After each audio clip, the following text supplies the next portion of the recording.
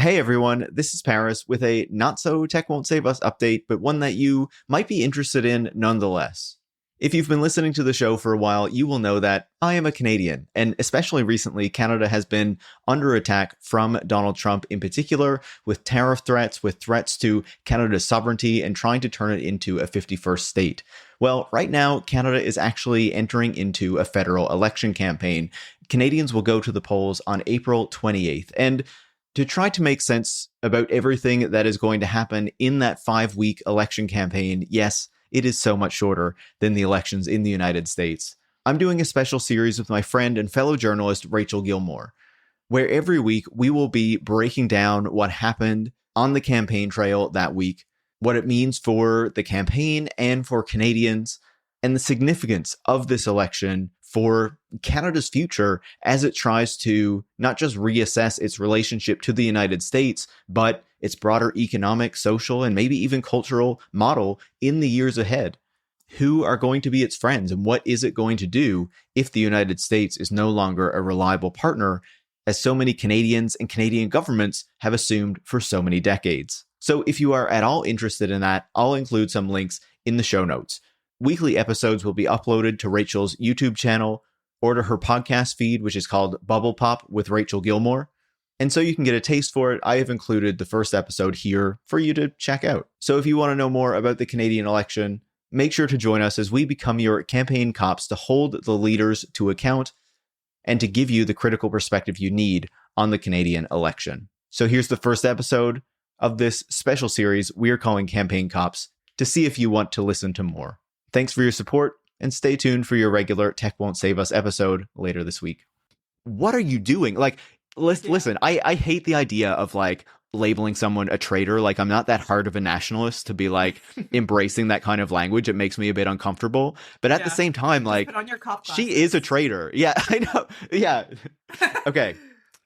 Danielle Smith is a traitor. Okay, there. I've said it. I'm okay. Yeah.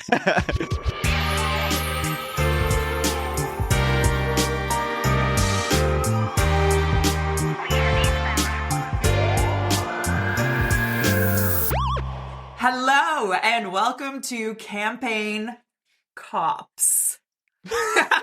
For those of you who are on audio only, we both just put on our sunglasses because we are very serious law enforcement actors on this election campaign. Cops always wear sunglasses. So. always, yep. I'm Rachel Gilmore. I'm your least favorite person's least favorite journalist. And with me here is Paris Marx. Paris, you want to introduce yourself to the people?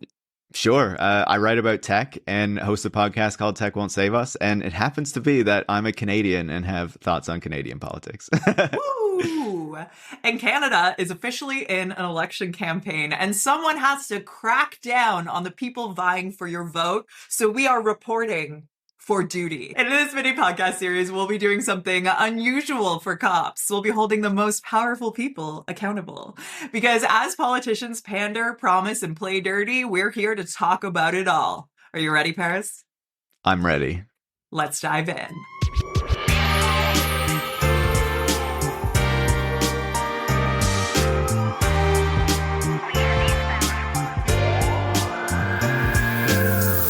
We're filming this on Sunday, and Mark Carney just officially plunged us into an election campaign.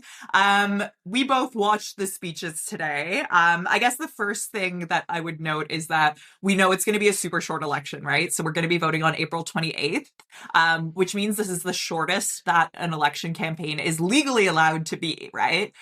What do you think of that?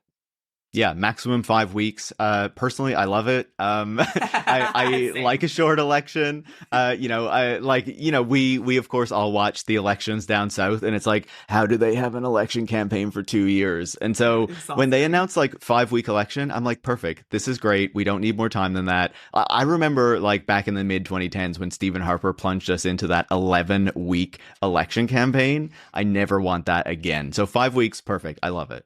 Yeah, I think it also makes a lot of sense for the Liberals just strategically, right? Because they're up in the polls for the first time in a very long time. And I think just because that's such a recent phenomenon, they recognize how easily they could lose that. So I think the shorter the amount of time possible for them to lose it, the better. Totally. You want to try to hold on to that momentum, right? Exactly. And if you only have 5 weeks, like the assumption is it can only go down so much, and you limit the amount of time that the conservatives have to, actually kind of gain back some territory. Yeah. Or to just straight up make stuff up, which we saw Polyev is already starting to do in his Oh, totally. campaign. So that's super fun. Well, he's been doing Um, that the whole time. So, oh of my course he's going to God. continue now. You know what? One thing he said is that he's always been consistent, right? He's always been consistent. A consistent So, liar. Yeah. yeah. Yeah, he's got this new bit of disinfo on the Century Initiative, claiming that Mark Carney wants to get our immigration up to 100 million, or get us up to a population of 100 million citizens by I don't actually know what the timeline is on I that, think but it's I think 2100 actually. So okay, so one more. yeah, yeah. Perfect. I think that's the proposal. That's what someone said to me earlier Okay. today, and I Oh, was that makes like, sense with the legit. century. Yeah, like I was like legit, like 100 million Canadians by 2100 probably sounds like not unreasonable, actually. Yeah, especially, maybe people keep having babies too. That's the hope, if the world Yeah. doesn't, yeah, if the world doesn't collapse before then. Which is possible because, as we saw, climate change has disappeared from the radar in these campaigns. It feels like we But had Mark but Carney. Rachel, Mark Carney is like a very serious climate change guy. That's what he has worked on since being the Bank of Canada or Bank of England governor. Yeah, the only time that he mentioned the environment really was to use the words clean energy in his speech. So that was cool. Love it. I just want to also return really quickly because I brought up a thing that Polyev was lying about, and I didn't finish the fact check. I just said the lie. So I feel like I should just infuse this on top of the fact that, we're not even clear about what the Century Initiative exactly is or how feasible it is, or maybe it would just naturally happen. He literally said in the Q&A today that Carney would keep our current immigration caps that the Liberals brought in that have been criticized as being quite restrictive. So, it's clear that is just immediately a bit of disinfo. Absolutely. Yeah. One of many pieces. Yeah, exactly. Polyev is just totally throwing the energy industry that's at the forefront, and the environment is totally gonzo from his speech. Like, he's talking about fast tracking approvals of our mining in the Ring of Fire. He's talking about, building more pipelines, just tons of resource extraction. There's like zero mention of, the actual environmental policy. And he's also wanting to scrap the industrial emitters carbon tax, which is the biggest part of our current emissions reduction plan. So, do people even care about climate change anymore, or are we just too scared of the world collapsing for other reasons before the environment has a chance to get us? No, I think they do, right? And I think it's one of a number of issues that Canadians will be looking for an answer on, right? We know that the majority of Canadians vote for more progressive parties, right? Even though, there is a sizable number of people who will vote conservative and a smaller number of people who are open to that. But I think it really stood out to me when he came out and said that he was going to abolish the industrial carbon tax as well, right? Because for the past 2 years, Polyev has been incessant about the carbon tax, has made this a central issue. And I think a lot of the assumption as he was saying that, even though the conservatives would never actually confirm it, was that he was talking solely about the consumer carbon tax and that they were going to keep the industrial carbon tax because even Alberta supports the industrial carbon tax, right? But when Mark Carney came out and said, actually, we're getting rid of the consumer carbon tax, and then, on his first day on the job as prime minister, actually got rid of it, then all of a sudden, this talking point that the conservatives have been using for the past 2 years to try to, drum up opposition to Justin Trudeau specifically and the Liberals more broadly was gone. And so the conservatives then, I feel like they made this kind of, calculated choice to say, okay, we still need a carbon tax to run against. So we are going to run against the industrial carbon tax. And for me, I think back to like the Andrew Scheer campaign and the, what was the other guy's name? It started with an E. Aaron I can't O'Toole? remember. Yeah, him. Yeah, the And current black sheep of the conservatives getting attacked by Pierre's campaign manager on Twitter. But I think back to their campaigns and climate and the fact that they they couldn't really be trusted to even have a plan to address climate change became a real knock against them, along with like, the usual things that the liberals and the NDP will bring up against the conservatives. Can you trust them on abortion rights? Can you trust them on gay rights? Can you trust them on social services and healthcare? These things are always there. But the other piece of that is climate change, right? Can they have a real climate change policy? Are they actually going to address that? And I think with Pierre Poilievre explicitly saying, like, not only is he going to get rid of the industrial carbon tax, but like part of his argument is pretty much Canada is not going to worry so much about reducing its emissions because we are going to sell natural gas to India and allow them to replace their coal with natural gas, and that's going to reduce their emissions. So now we don't need to worry about it because we're helping them instead. Like,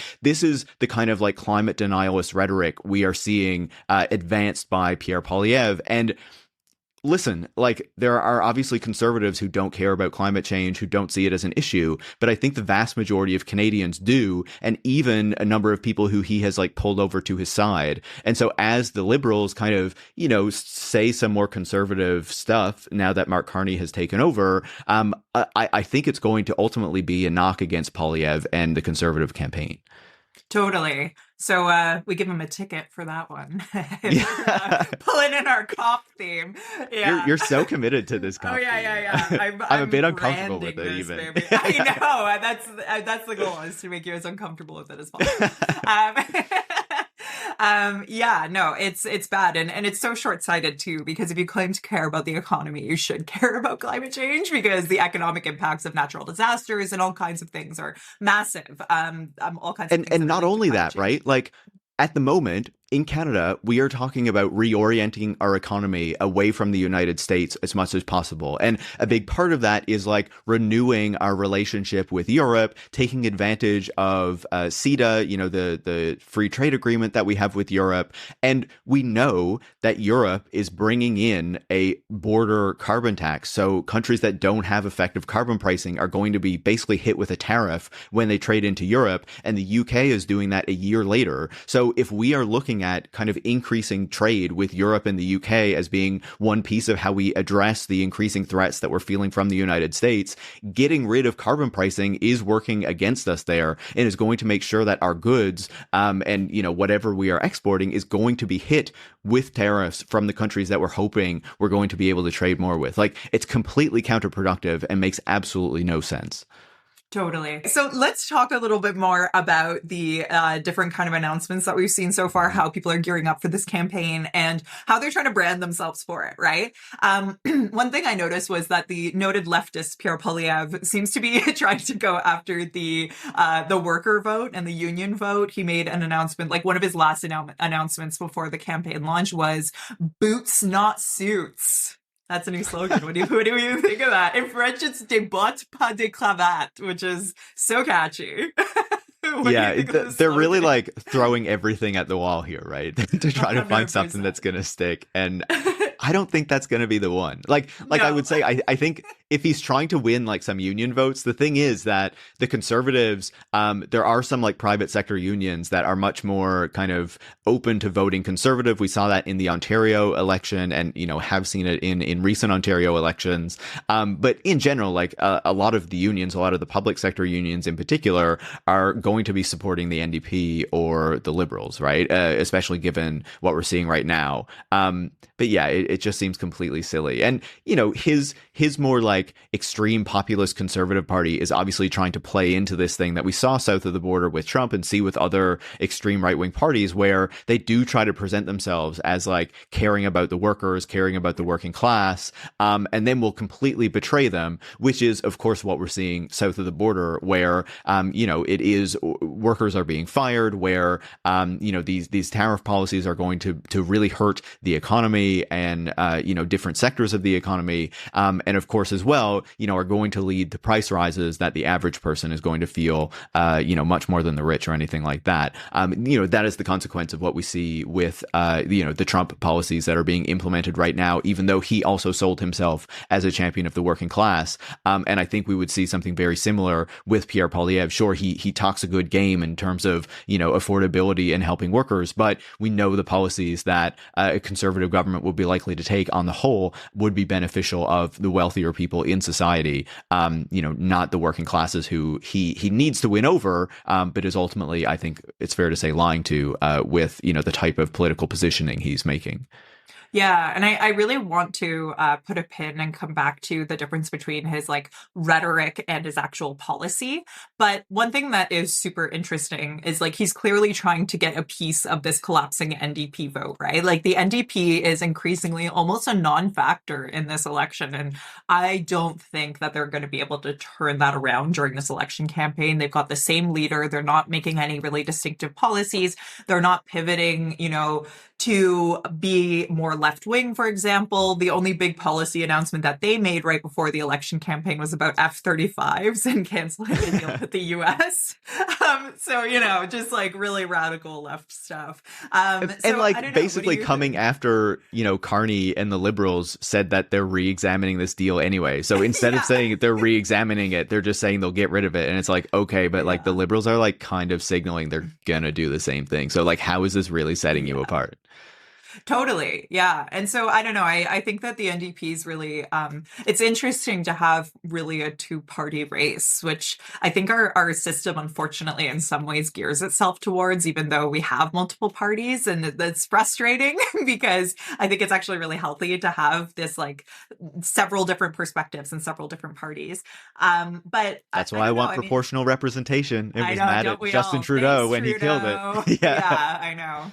Yeah, he really regretted not going forward with electoral reform, though. He really regretted not going forward with a ranked ballot. Exactly. Which was the system he wanted the whole time, which was why things didn't end up happening. But, so we're seeing Poilievre trying to go after, boots, not suits. And we've got, Carney just came out and made a dental care announcement right before the launching the election, which is, arguably a much more progressive policy. And also, I think it's actually just smart strategically because that's something that Pierre Poilievre has really attacked Mark Carney on, has been that not Mark Carney, but just the Liberals in general, has been the dental care policy. He's called it made up and said that it doesn't really exist. So this is just making it much harder for him to keep hitting that line. But what do you think? Do you think that the Liberals will be able to continue stealing that collapsing NDP vote? And do you think that,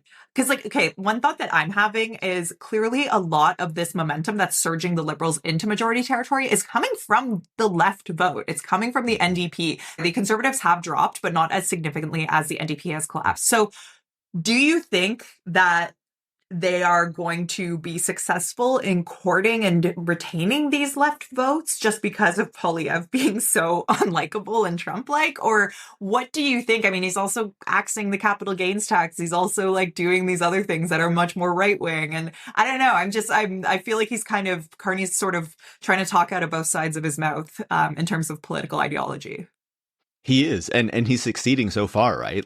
His pitch to the Liberal membership is, kind of echoes something that we've been hearing in the media for a while, this kind of narrative that the media has been playing with, that Justin Trudeau and the Liberals under him were too far left, they spent too much money, all this, right? That was kind of what we have been hearing for the past little while. So when we get to the Liberal leadership race, Mark Carney is saying, they're going to spend less and invest more, whatever that is supposed to mean, that the government needs to spend less money, that they spent too much on, social programs and stuff, even though he also says that he believes, the Canadian model that we need to defend is one where we do provide this safety net for workers, but, we also promote a healthy economy and stuff. So he's playing both sides of this, where on the one hand, he is, making these concessions to the right that say, progressive conservatives might find more appealing, to try to bring some of them back from the Conservative Party, which I think we are very much seeing happening. But I think that the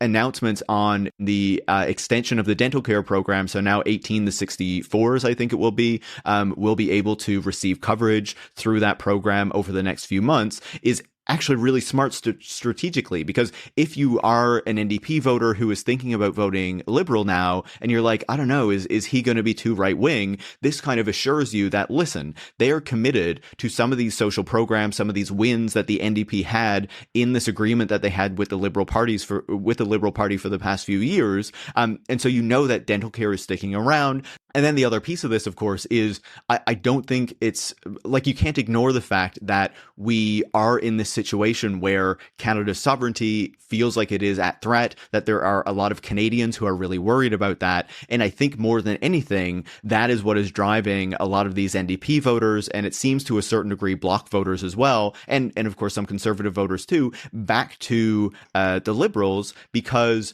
there's a feeling that you cannot allow Pierre Poilievre and the Conservatives to come to power and to deal with Trump because they're far too close to them. And so even if you are someone who is typically more progressive, more on the left than what a Mark Carney Liberal Party would be, you are willing to kind of hold your nose and, give the Liberal Party your support to make sure that Pierre Poilievre and the Conservatives do not get to power. Obviously we'll have to see how Mark Carney does through the campaign, how the issues evolve, how Donald Trump kind of, acts during the course of these 5 weeks.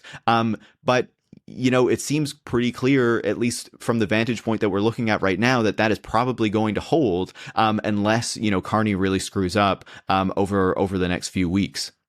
Yeah, I have to say, when I was watching his speech today, Carney's, I when he was talking about having more productivity in government and how he's got a dedicated department to it, and he was like dropping AI mentions and stuff, I was like, okay, that you don't want to get too musky with this, okay? Exactly. Like it was sounding like Doge to me, and I was like, ooh, me too. I don't like that. Okay, I'm glad I wasn't alone in that. I felt like that was like a real weak point personally in terms of the Department of Government Transformation. I was like, this sounds way too Doge-y. Yeah, it's Dot instead of Doge. Exactly. Yeah. And then the other piece, of course, is how he wants to roll out AI in the federal government to like make it more efficient and productive, as you're saying, right? And this not only sounds like what we hear south of the border, but one of my big criticisms, of course, and I think I've said this to you, is that to me, the Carney Liberal Party feels a lot like what we see with Keir Starmer's Labour Party in the UK, that came to power because the Conservatives were so unpopular over there after over a decade in power, and have seen their kind of support drop off so quickly because they're adopting austerity. They're, adopting AI and really pushing AI policy and this notion that like, we need to adopt AI for the future of the economy. And I see so many overlaps between what the Carney Liberal Party is trying to do and what Keir Starmer's Labour Party is already doing in the UK. He was the governor of the Bank of England. He has close relationships with Keir Starmer and with Rachel Reeves, the Chancellor of the Exchequer in the UK. And I think that he is pulling a lot from them as he sets out to try to, maintain his prime ministership for the next 4 years or however long he might be in power. Yeah. If he pulls it off, Exactly. Because, and one thing that you mentioned a little bit earlier was how, a big part of what that's dependent on and whether the Liberal lead holds is Trump, right? Trump is just like the dark cloud. I'm at that point reading Lord of the Rings, reading Return of the King right now. There's like a dark cloud moving over Gondor. And I feel like that's Trump with this election campaign. The dark cloud is moving south over Canada, yeah, moving south over Canada. Nice. Or north. Oh my god. It's not coming from Russia, or at least not yet. I mean, it could be arguably. Yeah, maybe from both sides. Yeah. I think that Daniel Smith kind of just came out and gave the whole game away, which was can you believe that? That was so stupid. Yeah, but sorry, please describe what she said. But yeah, so Daniel Smith came out and she basically said that she asked the U.S. administration to put the whole tariff things just on pause during the elections campaign to make sure Poilievre wins because it was giving, the Liberals a boost in the polls, which is wild because, first of all, you're implying that you would be willing to work with Trump to get Polyev elected, which also therefore implies that if he's open to it, then Trump is supportive of Polyev, right?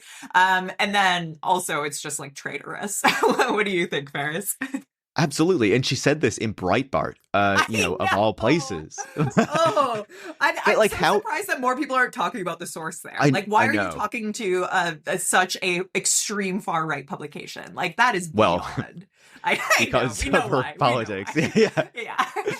But like I think that's also reflected in like how Polyev is not allowing traditional media to go on his campaign plane and to travel with him, right? And we know that he has been like allowing these more right wing and hard right media organizations, if we want to call them that, in Canada to be like asking questions at his press conferences. We have seen this alignment between this more extreme conservative party, and these forms of media, and I think that Danielle Smith comments were really illustrative because we have already heard this criticism of Danielle Smith that she's really offside with the other premiers, that she's not supporting this broader campaign to push back on the threats from the Trump administration and the United States. And now to hear her like go in Breitbart News right on the cusp of a Canadian federal election and say, I asked the Trump guys to like hold off for a bit so we can get a conservative party and then like they can go wild, like whatever, is like, what are you doing? Like, Yeah. listen, I hate the idea of like labeling someone a traitor. Like, I'm not that hard of a nationalist to be like embracing that kind of language. It makes me a bit uncomfortable. But at the Yeah. same time, Just like, put on your cop she is a glasses. traitor. Yeah, I know. Yeah. Okay. Danielle Hit Smith us. is a traitor. Okay, there. I've said it. I'm okay. Yeah. but like it's completely wild to me that this is a premier in our country. Like, I know the Albertans are much more conservative than a lot of other parts of the country, but like I have to imagine even a lot of people in that province are like really pissed off about what their premier is doing right now. Yeah, I mean, a lot of conservatives are also quite nationalist and quite patriotic, right? So that kind of Totally. just like craven, just abandoning all of your patriotism and nationalism in service of power, whatever that power looks like, even if it's short lived. I mean, if Trump is, if Polyev wins and Trump is like buddy buddy with him, which again we don't know that that's necessarily going to be the case to any kind of extreme degree. Would that kind of exchange even pay off well? Because ultimately, like the power that Danielle Smith is seeking there, she would lose if we become annexed, unless I guess she's given something in the exchange. But I don't know. Yeah. It But seems really but it's like ridiculous. Yeah. yeah, but because it's like the segment of the conservative voter base that is like pro Trump, there is a segment there, but it was Yeah. About already a third. rather small to begin with. And it has gotten smaller Mm. since Trump has been threatening Canada in the ways that he has. We've seen polling that maximum like 20% of Canadians are even open to the idea of thinking about it being a 51st state. And, the rest are like kind of vehemently opposed to these notions. And so how can Danielle Smith not realize that going in Breitbart News and openly saying these things is not going to hurt the national conservative campaign? Like, that is going to be deployed against Pierre Poilievre and the conservatives at every opportunity by the Liberals and the NDP and the other parties, because it does make the conservatives more broadly look traitorous and look like they are going to work with Trump, and kind of sell us out. And so obviously that feels like it benefits the Liberals even more, and those like more nationalist conservative voters who have stuck with the Conservative Party. You have to imagine that that makes them have second thoughts and say, maybe I do just need to hold my nose again and vote Liberal. Yeah. So Danielle Smith, is she really stupid or is she secretly a liberal? I think you I know don't my know. answer. Ooh. Yeah, Yeah. I think you know mine too. Yeah. Yeah, and I think it's really interesting too. Like, I'm curious about your thoughts on that clip that everyone was talking about right before.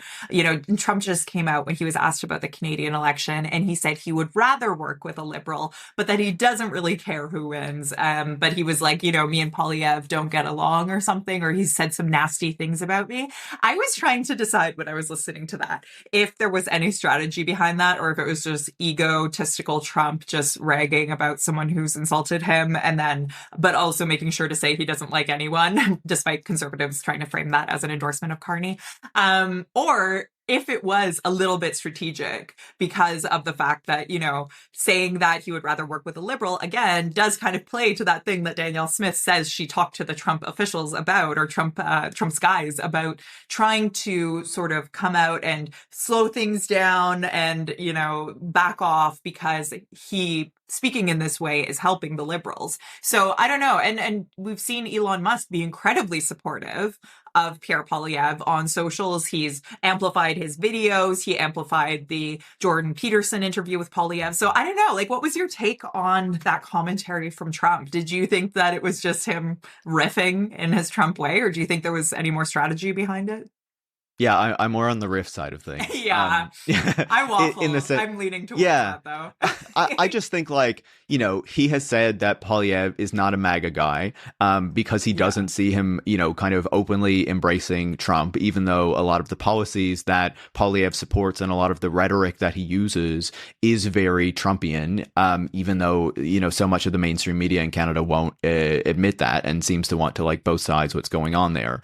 But then along with that, like, I think after Trump had said those things, Polyev had come out and been like, yeah, I'm not a MAGA guy. I'm Canada first, blah, blah, blah.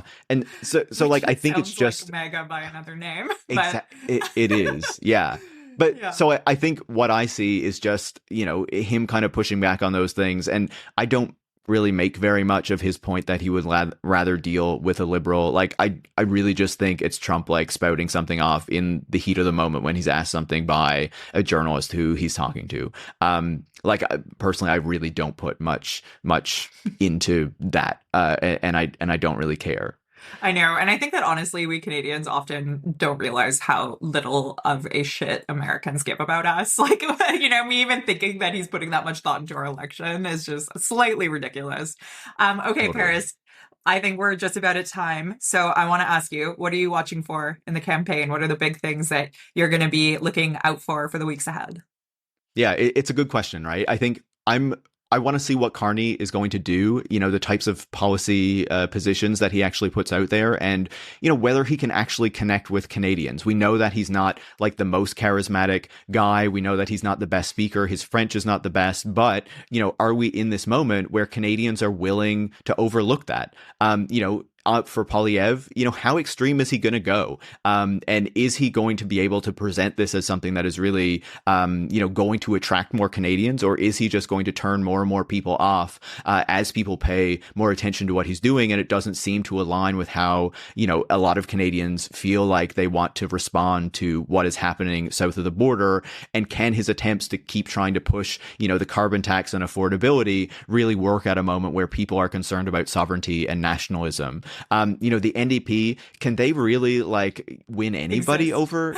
Exactly. Like, Yeah. Are they even, we're at the point where we're asking if they're even going to keep official party status. Like, that is how bad it looks for the New Democrats right now. I know I've heard, anecdotally that they're having trouble finding candidates even in parts of the country. I think it looks really bad for the NDP right now because a lot of those more progressive voters are just saying, we need to stop Polyev. We need to make a strong show of force against Trump, and kind of back the Liberals and Mark Carney. And so, I think the NDP is really in trouble, and I'm interested to see how much that affects the bloc in Quebec as well. And whether Carney's French, and not so good French skills can still cut through, because we saw some indication in some polling that even some French speaking Quebecers were more willing to vote Liberal than they often are. The Greens, I don't know. I don't really care what's going on there. Yeah, I think I'm pretty much on the same page as you, especially with the Polyev sort of far right stuff. I found it interesting that he used the word globalist again in his speech today, and the Carney Century Initiative stuff smacks of a bit of great replacement theory to me. So, like, there's a little bit of conspiracy dog whistling already starting to happen. So definitely be keeping my eyes peeled for that. Obviously, I think that a huge issue within authoritarianism and rising authoritarianism that we're seeing worldwide is attacks on the press. So I'm very curious to see how Poilievre's ability to, because he's limiting press access during this campaign, he's not letting them on the bus with him. I'm very curious to see how that plays out and how he interacts with the media. He was weirdly nice to them today. Like he actually answered all their questions and took mostly mainstream questions. So I don't know if he just Yeah. thinks He's because he's also going to be not dealing. allowing them to ask follow-up questions, though. Yeah, so I'm gonna be watching for his relationship with the media, Pierre Poilievre's relationship with the media, Carney's relationship with the media, which I think is being presented in a bit of a false equivalency way, where when he kicked back at Western Standard, which is a ridiculous like rag of an outlet, and he like got criticized by some in the I saw on the At Issue panel, they were talking about him and the Rosie Barton sort of interaction as well, but they lumped it together to imply that he's been snippy with media. And I kind of feel like it's only really been one incident that is like somewhat notable, the Western Standard one. I actually think Canadians liked. I saw even on the Alberta subreddit, they were responding positively to it. So that should tell you something. But yeah, I think overall it's going to be a really interesting campaign. And Paris and I are going to be here to watch it for all of you. And hopefully you guys can stick around as your campaign cops are on the case. We're here. Yeah. We're I'm here. I'm excited to do this with you as well, Rachel. As I was saying to you, I'm gonna need an outlet to vent about what happens in this election. And, it's nice that we have 5 weeks to vent about it, and then we can move on to whatever Trump is doing next or Totally. It's so hard for me to take you seriously with those sunglasses on. I know, I'm sorry. Okay, Paris. This was your idea, remember? I know, Yeah. I know. I don't know. Okay, I came up with it like in the shower yesterday. So, it's really a lot of thought went into it. Okay, so guys, if you like this show, make sure you subscribe so that you can keep up with us. Paris, where can people keep up with you? Totally. I'm on Blue Sky at Paris Marx. Someday I'll get on TikTok, but at the moment I'm not doing that. I have a podcast called Tech Won't Save Us, another one called System Crash if you're interested in tech stuff. But yeah. And as for me, you can subscribe to Bubble Pop with Rachel Gilmore on my Substack, Patreon, or YouTube. I'm also very easy to find all over social media. And I'd like to give a special thank you to Hans Vivian Wenzel for throwing together the sound for this show. You can find him on Spotify, artist name Hans, lowercase h, with an exclamation mark. Thanks for joining us, and we'll see you next week on Campaign Cops.